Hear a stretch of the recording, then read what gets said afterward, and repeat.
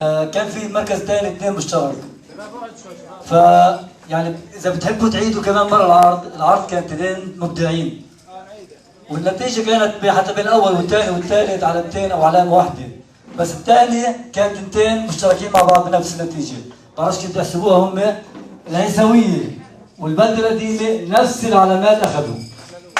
فما بعرف كيف تلاقيها.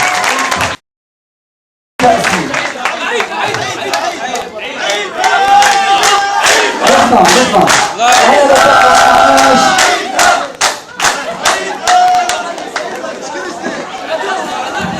بما انه الفرقتين نفس العلامه، فرقه تاخذ درع المركز الثاني والفرقه الميداليات، لانه ما في وقت للاعاده. ويذكر بالنتائج بانه الفرقتين الاثنتين اقتسموا المركز الثاني.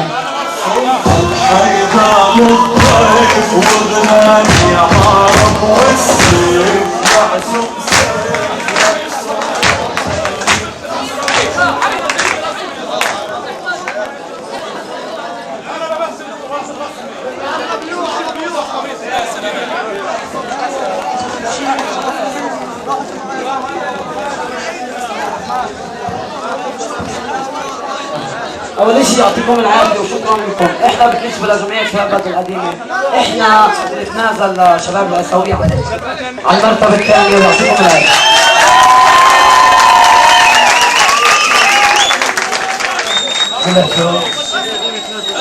المركز الاول اطلب من فرقه العيسويه ان تتفضل لاستلام الميداليات والدروع.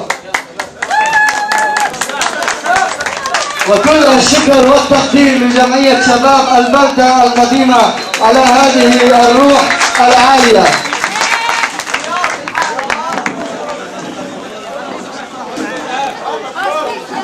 احنا بالنيابة عن فرقة نادي شباب العيسوية اتنازل بالميداليات الفضية لصالح البلدة القديمة. شكرا.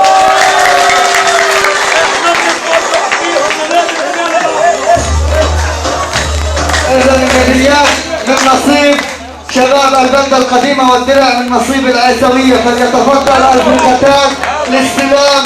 ايوه عم ناصر. خلي السمسم على واللي